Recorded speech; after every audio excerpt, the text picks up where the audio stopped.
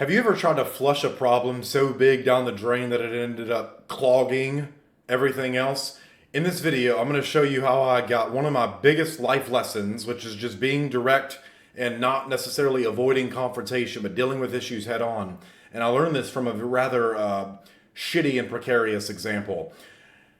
When I was 6 years old, I was over at my Aunt Lori's house and uncle's, and something very, I'll just say, like, I'll try to keep this as PG-13 as possible. It's a it's a fucked up story, okay? But I was sitting over there, and how you do one thing is how you do everything. I used to be very confrontationally avoidant, so I would avoid confrontation at any cost, and I learned this from watching my stepdad break a ceramic plate over my mom's head when I tried to go do something. He kicked me across the house, and I avoided confrontation ever since then. I was 4 or 5 years old at the time when I saw that, and me being the big, strong 4 or 5-year-old boy that I was, I tried to fight my stepdad, who was a raging alcoholic. I mean, his middle name should have been Bush Light. It's all he drunk. So I was about 7 or 8 years old at the time in my aunt's and uncle's house, and I don't know what I ate that day. I don't know how many days it had been since I had gone, but I had to take a number two. And this is unlike any other number two that you've ever heard about before. This is bigger than any business problem, any relationship problem that you've been putting off, because I'm going to explain the importance of like breaking stuff into easily digestible chunks, and I'm going to show you what happens if you don't. I went in that bathroom, I slammed the door, I was sweating. As a kid, Pepto-Bismol was my favorite drink. That pink shit to help you like soften your, like, to go. I hated enemas. Oh my God, I tried to fight my mom when she put one. Pepto-Bismol was my favorite drink. I had none of that. I would delay going to the bathroom because of how bad things hurt, because I would try to put it off. How you do one thing is how you do everything, my dear friend. But there was no more holding on. It was coming out, and there was no like turning back. I had shit. I mean, this thing coiled around the toilet twice and was still sticking out. Like it came out of the water, and I tried to flush it like 4 or 5 times, and the water is just pouring out. And someone said like, "Hey, water's coming in the kitchen." I was like, I'm gonna get my ass beat. They like, "Mason, unlock this damn door right now." They didn't know who was. They didn't say Mason. They said, "Unlock the damn door right now. What's going on in there?" And I came out just like deer in the headlights. Like, I don't know what happened. It just came out of me. And they came in there.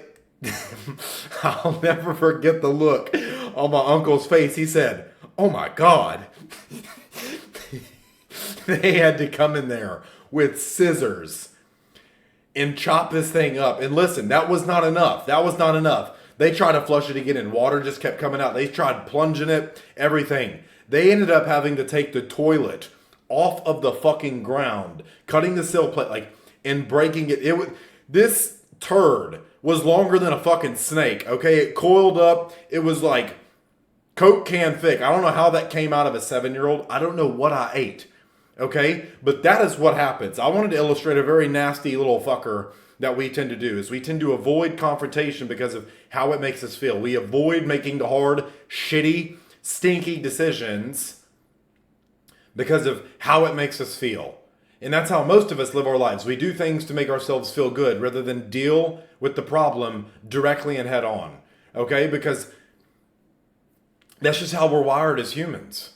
We are wired on the path and principle of least resistance. Why? Survival mechanism. It's energy conservation. Okay, and there's nothing wrong with that. But it's just understand the human mind is designed to do one thing, and that is what? Keep us safe, keep us alive. Okay, so it's going to do things that are pleasurable.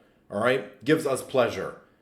And so it's not your fault if you're not, like, if you're avoiding confrontation, if you're avoiding a hard decision. I'm just telling you, eventually the shit's going to get too big. It's going to clog everything up, and the toilet in this example is your business, and you're going to have to pick it up, pull it all apart, break, like, a bunch of things are just going to happen that you're like, fuck, I wish I'd have just dealt with this constipation earlier and tried going sooner.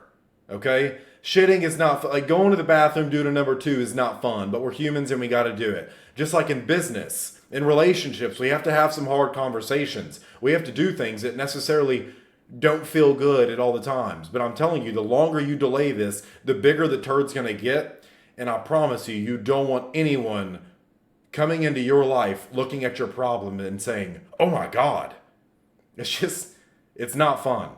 Okay? And while you may laugh at me telling the story, that's rather weird and embarrassing to talk about, hopefully it illustrates very powerful point to you. Deal with shit head on before it doesn't flush. Okay? Before you clog everything else up in your life.